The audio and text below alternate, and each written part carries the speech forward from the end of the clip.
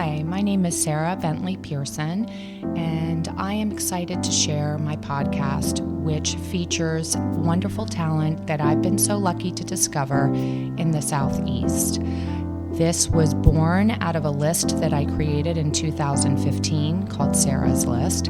And through my work in real estate, which I've been doing since 2005, and styling work, and just my personal life and my personal interests, I've been able to meet so many wonderful people, and I'm excited to share them with you.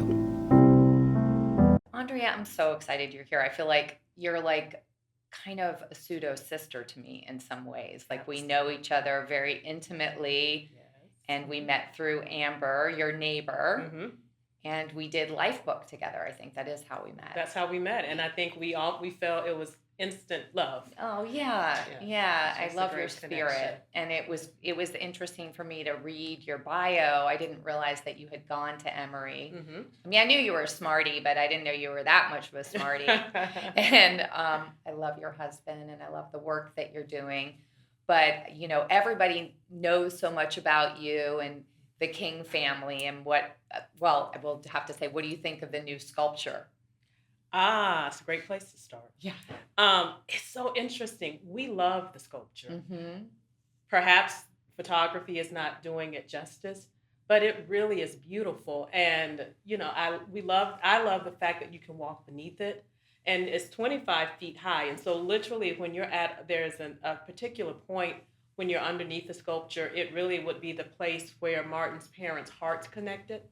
And you really can literally be in a portal of love. And Yolanda nicknamed it Love 360 because that's the way that you feel. You feel as if you're embraced in love. Oh, wow. It really is a shame that the narrative kind of has gotten off kilter. Right. Because the truth part of it is that Boston Commons is the oldest national park in our country. Mm-hmm. And now to have a memorial there to love and to Black love, mm-hmm. I think is extraordinary, and hopefully it's inspirational. And I love the fact that you don't see their faces, because to me it's almost a challenge for us to find ourselves in the love and the legacy of Martin Luther King Jr. and Coretta Scott King. Well said. Well said. Well, I thought, it has gotten a lot of controversy, but I think it's cool. I mean, I think it's unexpected. Like if it was just the two of them and their faces, like we all know that, and this is like, it's really art. Absolutely. And that, I think it's great looking. I mean, I haven't seen it in person, but I've, You have to go. Maybe we'll go together. Yeah, I would love that. I would love that. Yeah, and I just went to Boston this year, and it was the first time I'd been there since a kid, and it's a really cool city. So, no, I think it's great. And I think what I like so much about you is you embody what you're, you walk the walk. You're such a warm person.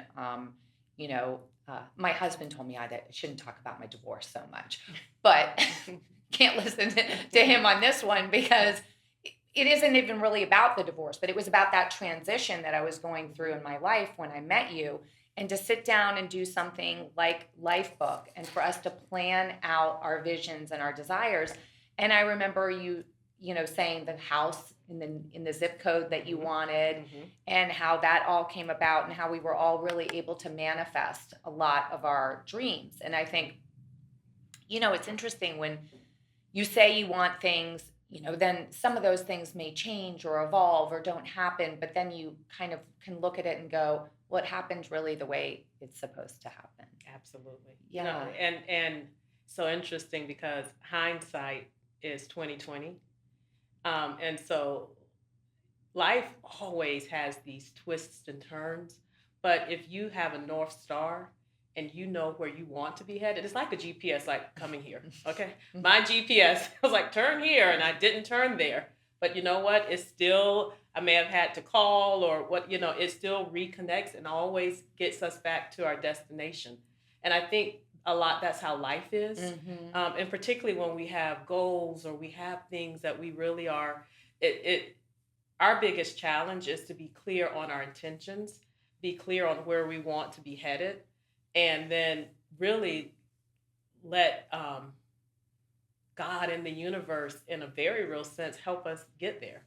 Right, and sort of letting go of, Yeah. once you set the intention, sort of Mhm. letting go and letting the universe sort of bring it about. Mhm. I'm always feeling like I'm having to autocorrect myself, Mhm. and constantly, get in the direction that to be my strongest, best person. I feel like my it's like my ego or something is wanting to push me in one direction and I have to push myself in But the isn't other. that part of the journey, right? I mean, I think each of us, we have this unique way of being and a unique purpose of being here. And we all have unique challenges. Mhm. And in a very real sense, I think we're all here to help each other. Mhm. The times when I can't see the way, and I'm like, and you're like, Sarah, like, you're Andrea, come on, girl, I'm like, Sarah, okay, it's going to be okay, or Amber. So we have that connection with each other, and we have to have grace for, again, for the path and the way in which it unfolds.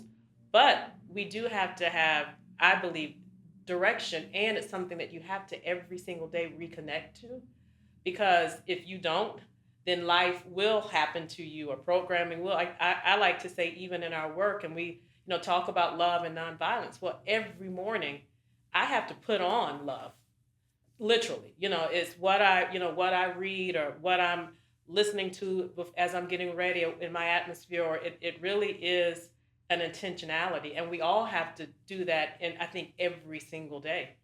Well, and do you feel like a burden to, or does it feel heavy to you sometimes about what you're called to do for the African American community and our country?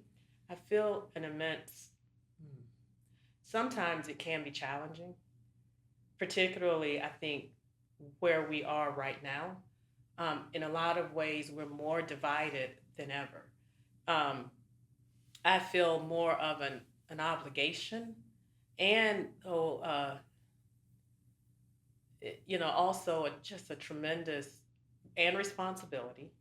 Our daughter is the only grandchild of Martin Luther King Jr. and Coretta Scott King, but also enormous um, gratefulness to be doing my part in making sure for all of our children. And I do think, and I know that the King legacy, it really is. It's not.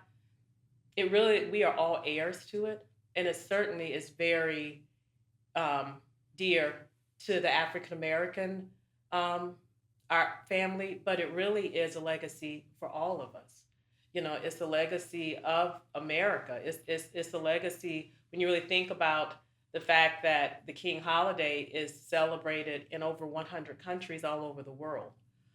It's a global way of being, and also when you really think about that, a lot of the principles of nonviolence and a lot of the ways in which Martin's father and mother, who was a peace activist before she even met Martin's father, that it was uniquely tied to India, and all of the changes and Gandhi, and how a whole nation was changed nonviolently, and how um, you know it was interesting because when Gandhi was alive, there was a group of civil rights leaders that went to India and said, we really would need, the freedom struggle. Would you please come over here? And he said, no, but what I do know is that there's going to be someone from your own community that will take this mantle on. And, so obviously I'm just saying how the connections globally Hmm. um, of the legacy, in which we all are part of it.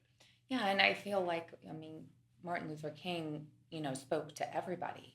Hmm. He didn't just speak to the Black Yeah. community. I mean, he spoke in such a way that we all wish that we could be. And And when you look at um, particularly this year, as we're going through so much footage, because this is 55 years since he was assassinated, 60 years from the Birmingham movement, and 60 years from I Have a Dream, and going through so much footage, I think people forget. Certainly, it was led by the Black Christian Church, but it really was a diverse movement. When you look at the footage and you see, and also the people that gave them their lives that were killed and murdered.